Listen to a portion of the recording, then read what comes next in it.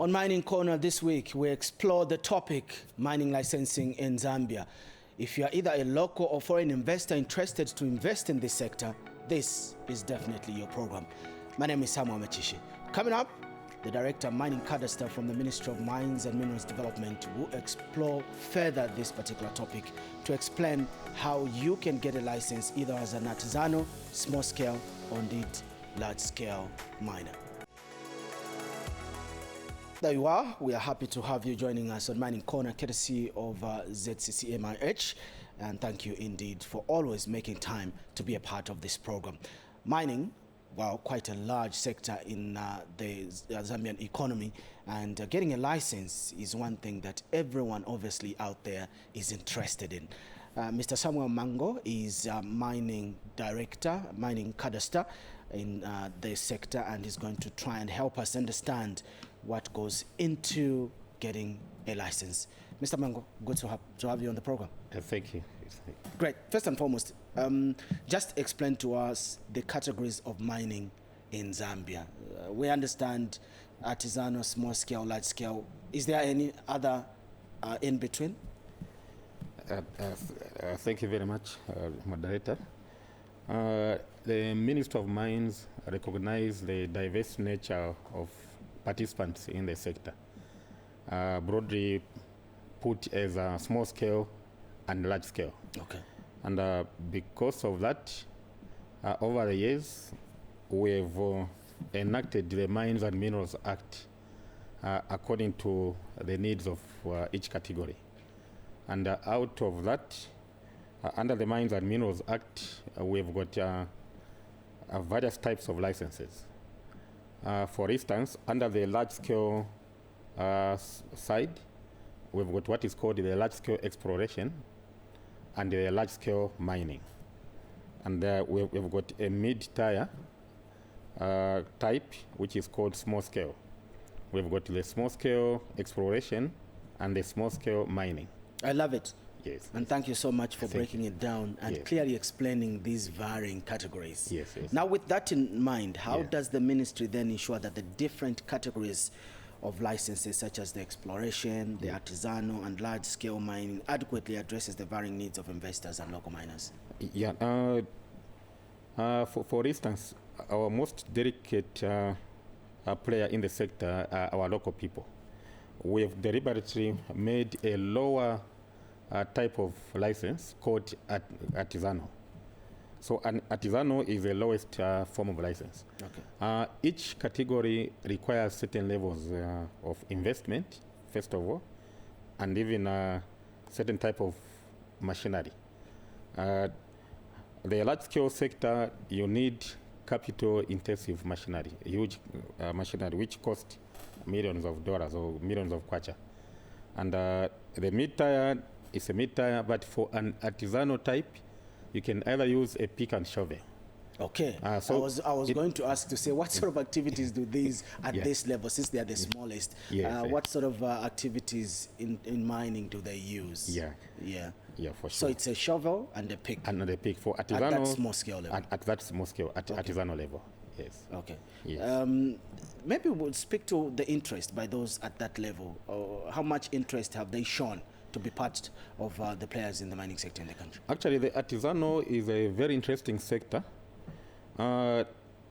We can say by default, it's one sector which I think you've heard of illegal mining. Mm-hmm. It is one sector which actually is heavily involved in illegal mining, and it's not by design.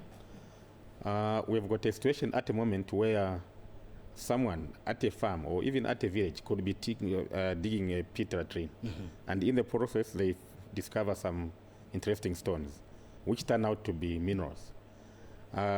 Those who are knowledgeable, those who know what to do, they will inform the Minister of Mines to say, I've discovered something interesting. And for such, we would rush and assess what they have discovered, and eventually we'll give them an artisan to continue using a pick and shovel, depending on the deposit type. You mentioned that most of these are the ones that are classified in the illegal type. When you give them a license, does that change the illegal aspect? You can imagine once they discover, some of them decide to be legal or to work according to the law. Okay. Some would continue to just dig without any papers. Okay. And because of that, we are running a deliberate program called formalization of illegal and other mining operators. Great. So it's a deliberate program where we've followed up all those who have discovered something to legalize them. In that process, how does the ministry then ensure that the licensing process is not biased towards large scale, leaving out the artisanal and the small scale? Like I said earlier on, the levels vary from capital intensive to the pick and shovel type. We've got one deliberate program which I just mentioned, the formalization. That is a deliberate program to ensure our citizens legally participate and profitably participate in the mining sector. We've designed it in such a way that it is not stringent to get a license. For the large sector, we ask for maybe some certain type of capital, certain type of commitments, environmental commitments. But for the artisanal, the requirements, we've reduced them, we've lessened them. While you're still at that, yes, what are those requirements? So that those that need to formalize, like you are saying, maybe they could have been operating illegally, now they need to formalize, they could start following the process now. Yeah, for instance, there is a fee to apply for a license. The fees for the large scale sector is not as high, is higher than the small scale sector. It's as little as 1,200 kwacha. You will be able to apply for an artisanal. Okay. So we've made it deliberate not to make it expensive. And of course, the conditionalities to say you must give us a business plan. For the artisanal, they don't need to write an elaborate business plan. They just have to state what they will do. So we've simplified the process.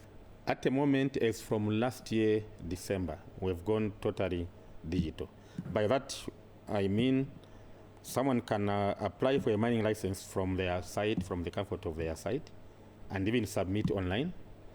And we even approve and send the license back online. All what we've done is to minimize human interaction. We know the allegations are coming from human interactions, but we've automated the system, the licensing system, in such a way that there is transparency, there is efficiency.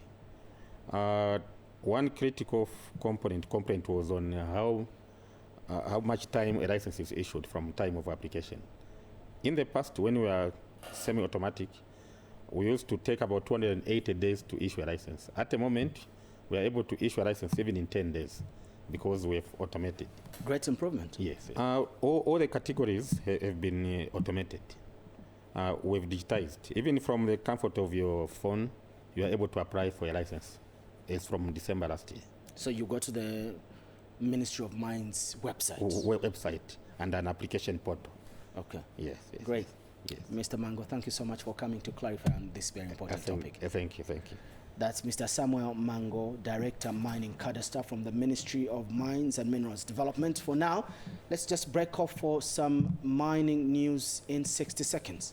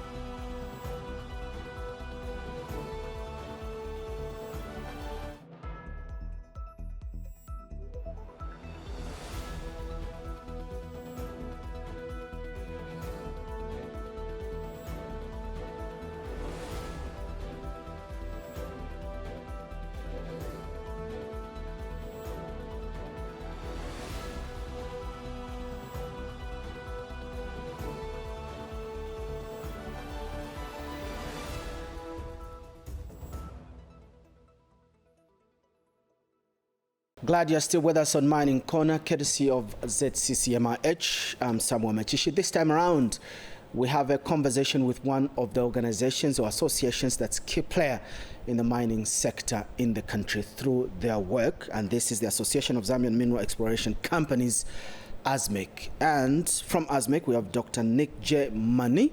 He is Councillor in charge of Minerals and Water. Doc, good to see you. Good morning, Sam. Thank you. Excellent. People may just be hearing of ASMEC just now. What's ASMEC about? ASMEC is an association formed by all the exploration companies in order to represent their interests with the ministry. In other words, we are a go-between organization to help the industry as well as to ensure that the government regulations are followed. Excellent. We're speaking to the licenses as well as following strict rules, like you are saying, as players in the mining sector. But then how does ASMEC assist companies, especially smaller exploration firms, in meeting strict criteria for license? Normally, the primary function is the association was formed by the larger companies and the exploration groups. The smaller companies and the smaller individuals do not pay any subscription to the association. But we provide some kind of assistance in case they need some help with the ministry or with the regulations or with the statutory obligations of theirs. We will try and support them by answering some of their questions and also represent them with the ministry. Great. Once a company is issued with a license, obviously there are responsibilities that they are supposed to stick to. And how then do you come in as ASMEC to ensure that they meet those obligations? Basically, we are not a regulating body, but we are essentially an advisory group. What happens is the relationship between mining, the license holder, and the obligation under the license are regulated by the Mines and Minerals Act, for which they have three departments: the Geological Survey, Mine Safety, as well as the Mines Development.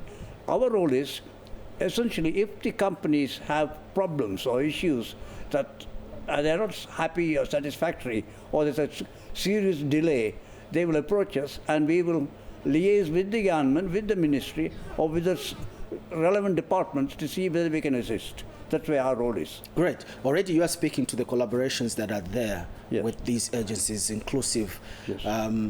The Ministry of Mines and Minerals Development. Absolutely. How tight is the relationship amongst these groupings? Amongst how do they help to ensure that work goes on smoothly, the coordinations amongst the players? Basically, we have a periodic meeting with the Honourable Minister and his directors of his departments. There are 4 or 5 departments, plus other staff from the ministry.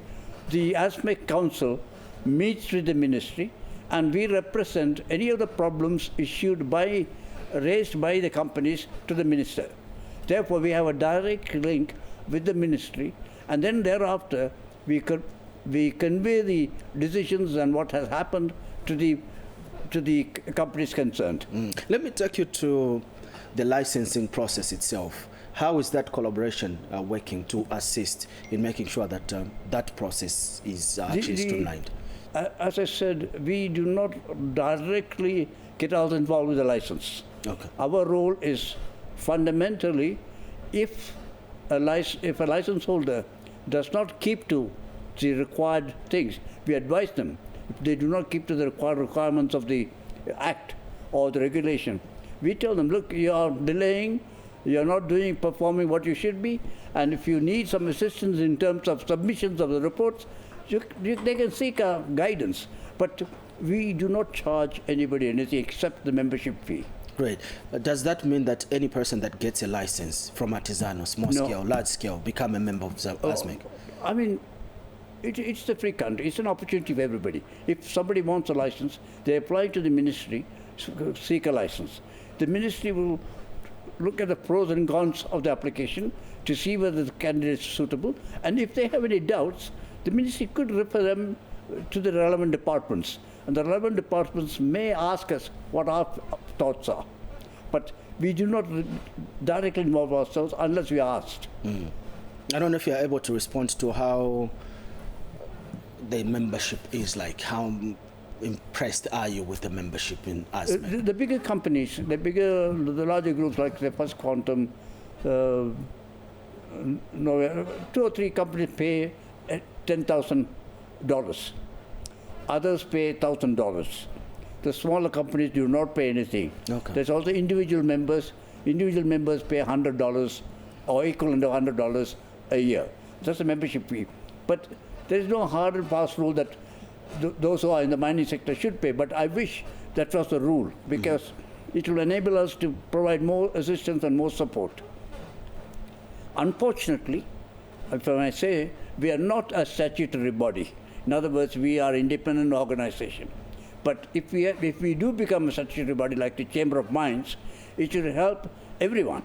And of course, this has to be brought into the Act, but we are not yet. You may not be a statutory body, like you are saying, but then again, for each entity to be established, there should be some advantages to belong to such an association.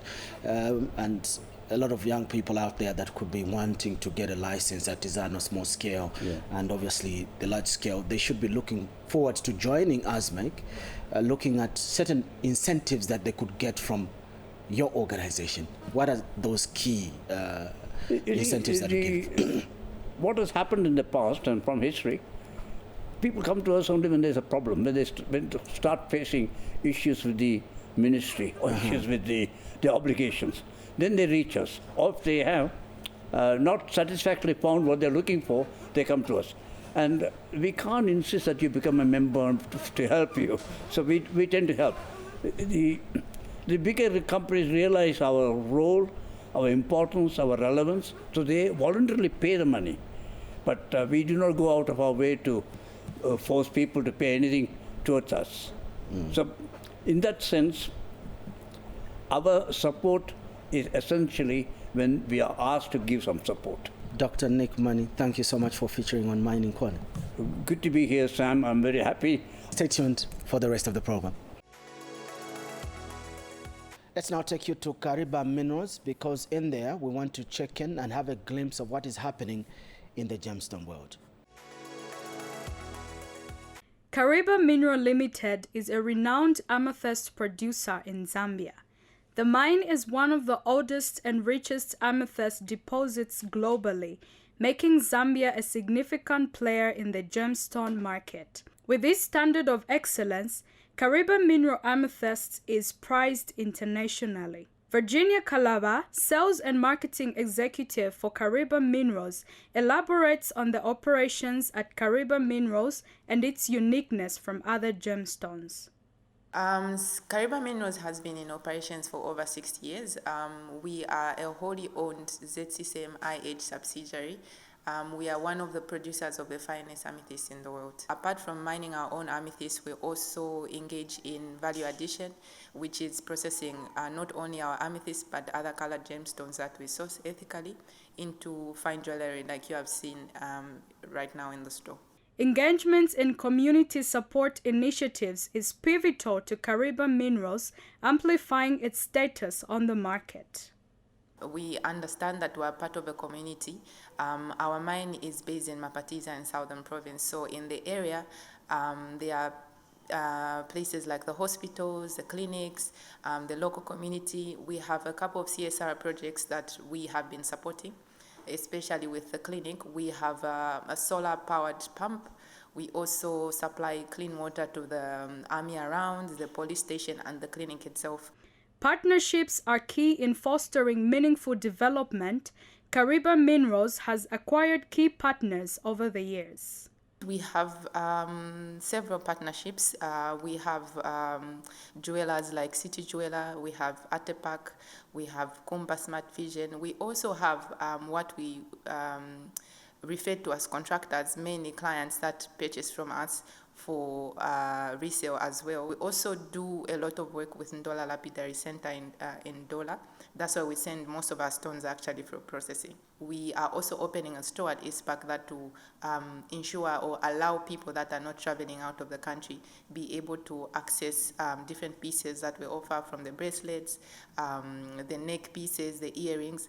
Most people now will be able to see what a mine is able to do with the value addition that we are doing with different partners. Zambians must take keen interest in not only knowing about the semi-precious stones mined locally, but buy jewelry made out of these gemstones that are easily accessible on the market. And Kariba Minerals is setting the tone to ensure jewelry made out of real stones and Zambian silver and gold is affordable for Zambians. This is Mining Corner. And now to help us figure out who the winners are for the quiz, we have Kateole Nakazwe, who is Corporate Affairs Officer from ZCCMIH. Good to see you. Thanks. Good to see you too. Great. Dig in. Let's do the shuffling. I'll quickly run through the questions before we pick the three winners. The first question we had for this episode was, what does ZCCMIH Strategic Pillars Smartly stand for? And the answer is sustainability, managed proactively, accretive and agility, risk mitigation, timeliness, longevity, and yield. The second question was, mentioned at least 4 awards that ZCCMIH won at the Zambia International Trade Fair and the Lusaka Agriculture and Commercial Show in 2024. And part of our answers, we had best overall mining exhibit at the Lusaka show. We had overall industrial exhibit winner at the Lusaka show too. And then we also won second best Luce listed company. And among the other answers were also the best overall exhibit, second place at the trade fair, and the best mining exhibit also at the trade fair, as well as the best manufacturing and value addition exhibit at the trade fair. And the third question was, mentioned 3 companies in which ZCCMIH has 100% shareholding interest. Among the answers was Kabundi Resources, which is in Serenje, and Kariba Minerals, which mines the gemstone amethyst, as well as limestone resources in Ndola. Great. So I'll quickly go to pick our 3 winners. Questions and answers given. So Yes. now keep your fingers crossed to find out if you're amongst the 3 winners for today. All right. Let's roll the drum. So I'll dig in. We had 7 winners and we'll pick 3. Okay, let's find out who the first one is. There should be The first one is Michelle. It's no last name, but it just says Michelle. Michelle, if you know yourself. Congratulations. And the second winner is... the second one. Our second winner is Izukanji CB Sikaona. Excellent. So Izukanji, congratulations. Congratulations to you. The last one. Yes, our last and final winner for episode 11 is Mumba Ngandwe. Yes. Thank you so much, Kateole. Thank you so for much, the draws. Sam. Again, a reminder, what do they walk away with? So we have a goodie bag with branded items from ZCCMIH. This is everything from like your diaries. We have calendars for 2025. We also have some shirts in there that you can wear on your day off work or something like that. So a nice goodie bag from us. Absolutely. Congratulations to all of you that have walked away as the prize winners following that particular quiz. If you want to participate, not a problem. If you missed out on this one, you can always attempt the next one. Go to the socials, ZCCMIH, or social media platforms. Check it out. Answer those questions that pop up. You could be one of those great winners in the next program. For today, that is a wrap for Mining Corner. My name is Samuel Machishi. Thank you so much for watching, and we'll be with you again next week. Goodbye.